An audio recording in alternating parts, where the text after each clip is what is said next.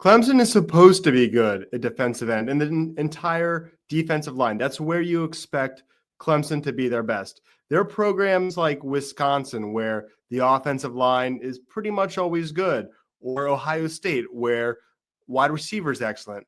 You think about Iowa with their tight ends, Alabama with their running backs. That's Clemson on the D line, and they've had defensive ends like obviously the Power Rangers with Clelin Ferrell and Austin Bryant most recently, leading Clemson to national championships. Vic Beasley, Kevin Dodd, Shaq Lawson, Daquan Bowers, Andre Branch, going all the way back even to the Tommy Bowden era, Gaines Adams. You expect Clemson to be great at defensive end. They weren't great. They were actually bad last year. And so let's dive into that, because that should not be the case. And I believe that will not be the case again, possibly for a very long time. But let's zoom out. And how did we get to where we were last year?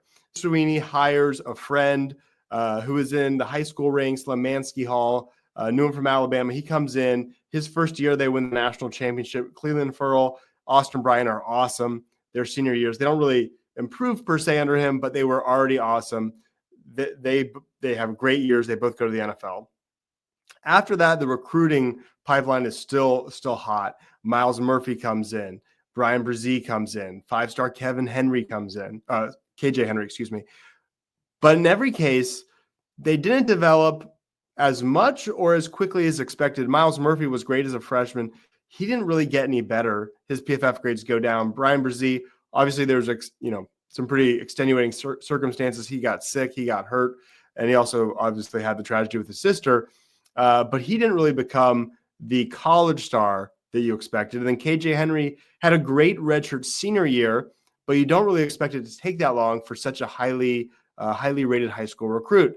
So in every case, you didn't see them quite develop. And then by 2023, you had Justin Maskell starting opposite Xavier Thomas, which was kind of a point where it seemed like you would need to get maybe start thinking about the portal, because this probably isn't going to be good. Maskell had never really been a big-time impact player, and you're just assuming that in, I don't remember if it was year 6 or 7, but his super senior, I think it was year 6, he'd finally be good.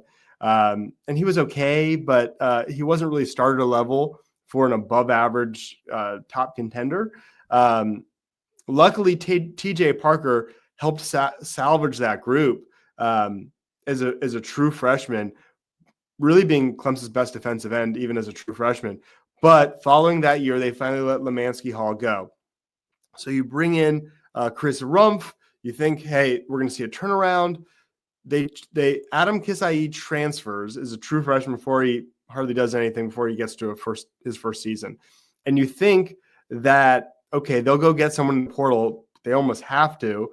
Maskell's gone. Thomas is gone. You've got Parker as a rising sophomore, but that's pretty much it. They choose to just stick with what they've got. Chris Rumpf is on record saying he likes what he's got. They didn't have enough. They moved Peter Woods from defensive tackle to defensive end. That leads to him having a still good year, but not the super elite top 10 draft pick kind of year that he probably could have had if they left him at defensive tackle. We'll tackle defensive tackle, so to speak, in a separate video, but that hurt defensive tackle and didn't give the same level of boost to defensive end. He also got hurt. He comes back and they just kind of gave up on that and moved him back to defensive tackle. But that decision to move him instead of taking someone was probably one of the worst decisions Sweeney and staff has made in quite a while. Maybe one of the worst in last couple of years, because you think about if you have a top defensive end to play opposite of TJ Parker, maybe you could slow down Louisville. Maybe you could slow down Texas. I think it's very, very viable. You win 2 more games if that's the case. Perhaps you even beat South Carolina. But I think that really changed the season. So a big missed opportunity there. By the season's end, Clemson ranked 37th in sacks per game at just 2.5. That puts them behind Miami, Cal, and Louisville. And that was really the better half of it, because against the run, they were worse. Any sort of running back outside run or quarterback runs to the outside, like on a triple option type play or zone read, they were pretty vulnerable. You saw it start to surface in the first half against Georgia, and then Stanford saw it and they exposed it more. Obviously, Clemson beat Stanford. Stanford was not very good, but Stanford being able to run the edge was a pretty big concern once you realized that Stanford was not that good of a team. And then it was really fully and finally exposed against Texas, which kind of led to Wes Goodwin getting the ouster. But by the end, in all, Clemson ranked 85th in rushing yards allowed per game. So really, really bad there. Hey, if you enjoyed this content, help out this channel by liking this video and subscribing to the channel. Subscribing costs you nothing, obligates you to nothing, but it helps boost this video up in your feed and other people's feeds, helps it grow, helps me keep this from being cluttered with ads. We just have our one sponsor, Ready Vets, who really helps us out. So if you could do that, it would help out the channel a great deal. I really appreciate it. So now we look ahead to this 2025 season. And despite all that negativity, I think there's a lot of reason to believe things are going to turn back to the way they had always been, sort of let's say, from the championship era. Clemson's defensive end starting to make a big positive impact. So here's what they lose. A.J. Hoffler transfers to Georgia Tech. He wasn't very good last year. I don't think that's a huge loss. Peter Woods moves from edge where he started last year. He's going to stay inside where he finished last year. That's what they should have done all of last year. That's where he belongs. Obviously, that hurts the defensive end group, but it's way better for the team. So how do they fill those two gaps? They might have considered leaning on true freshman Bryce Davis, who's a big-time defensive end prospect coming out of high school, but they lost his commitment kind of at the end of the cycle to Duke, which opened up a bit of a hole. You also had Ari Watford, a big-time freshman, tear his ACL, making that hole really obvious. And at a certain point, Clemson couldn't kind of deny themselves any further. And Coach Sweeney made what I think is one of the bigger pivots of his tenure. And he could say that he's used the portal before, but he got third-string quarterbacks that were not relevant to the team, really. But now he goes out and he gets the best edge player available. He brings in Will Heldt. He joins from Purdue, where he was excellent. He was one of their best players on a really bad Purdue team. So now you have Will Heldt, 6'6". He had 10 tackles for loss, 5 sacks, great against the run. And you have TJ Parker, who, especially down the stretch last year, once they figured out his migraine issue and got him the right medicine, incredible pass rusher. So between those two, you go from being bad at defensive end with a pretty big hole on one side to having an absolutely elite duo of starters. So you got to feel good about the starters, but maybe there's depth issues.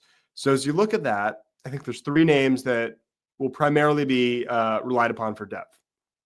Jaheim Lawson, I thought was actually decent, but was kind of thrust into a role as almost a pseudo starter, especially when Woods was hurt and then moved back to defensive tackle. Him and Denhoff were sort of co-starters, and that's not really an appropriate role for them, at least last year. Now Lawson has that year of experience with a lot of snaps, and now he doesn't have to play such a big role. So he will be a reserve, and I think he's maybe not as good against the run as we saw a lot last year, but he's a solid pass rusher who can get after him. So I kind of believe in Jaheim Lawson in that, at least in that role. Denhoff, he was a big-time prospect. He hasn't cashed in on it yet. He's also struggled against the run, and maybe hasn't shown quite as much promise as a pass rusher. But I think if he's your 4th defensive tackle, that's more appropriate than him being a co-starter, and I feel okay about that. But what I think we could see is Darian Mayo, who redshirted last year. I think we could see him really vie for snaps in sort of the second string, fighting for snaps against both Denhoff and Jaheim Lawson. I really liked him in the spring game. Both he's got that wide wingspan, which helps as a run stopper, but also he looked good as a pass rusher. I know you don't want to put too much into a spring game, but really liked what I saw out of Mayo, and I think he could challenge to be a major part of the rotation. So now you've got TJ Parker, elite pass rusher, Will Heldt, good pass rusher, elite against the run, and then you have at least a couple guys who, in a more appropriate role as depth, Lawson, Denhoff, Mayo, and Mayo with decent amount of upside, feel okay about that. As you dig deeper, though, it does get a little thin. Zaire Patterson only played 26 snaps. Last year as a redshirt junior. He's now a redshirt senior. Maybe he pops, but so many years into his career, I don't know that you're expecting it per se. Caden Story only played 55 snaps as a redshirt sophomore last year. He's a redshirt junior now. He was originally a defensive tackle. He's moved to end. I don't know what you expect there. He was actually a big recruit. I like Armand Mason as a walk-on, but again, he's a former walk-on. He actually played 104 snaps last year. He's always impressed me. I like him, but you're getting pretty deep into the depth chart. They moved tight end Marcus Dixon from tight end to defensive end. He might even redshirt. I don't know that he plays at all. And then there is the one true freshman. They only brought in one, Ari Watford. They were supposed to bring in Bryce Davis, but they got Ari Watford. They're supposed to bring in both, but they ended up with only Ari Watford, a four-star out of Virginia. He had offers from basically everyone, but he tore his ACL while he was still in high school. And I think that was part of the reason they were so adamant that they had to have Will Heldt. So obviously you don't want him to get hurt, but if that's what they shouldn't have needed that to go out and get Will Heldt. Hopefully that wasn't the last cog that was necessary, the last piece to fall into place before they finally did it. Hopefully they were going to do it regardless. But nonetheless, to get Will Heldt, I think Will Heldt is probably the most important move of the offseason and maybe one of the most important players, probably the most important player or X factor on this defense. Because if you have him and you have Parker healthy, you have a pretty elite duo there. If you get beyond them, you got guys who really belong as reserves. You don't have a flashy, healthy freshman who maybe could kind of rise and be a starter by the second half of the year. Ari Watford coming off injury, I don't think you want to bet on that. Guys like Denhoff, who's been around a while, Lawson, who's been around a while, you want them in the appropriate role as a reserve. So the question now is, look, you had a really bad year at defensive end. You're primed for a great year. And then as you look forward, they've got to land some big time. They don't have any defensive ends as of late May. They don't have any defensive ends in the pipeline for 2026. You absolutely must get them. This is the first year where I think you see great defensive end play, kind of restart what Clemson's used to at that position. Let me know what you think. Defensive end was a huge disappointment last year, but it doesn't have to stay that way, and I don't think it will. As always, don't forget to like this video. Don't forget to subscribe, and always appreciate your comments below.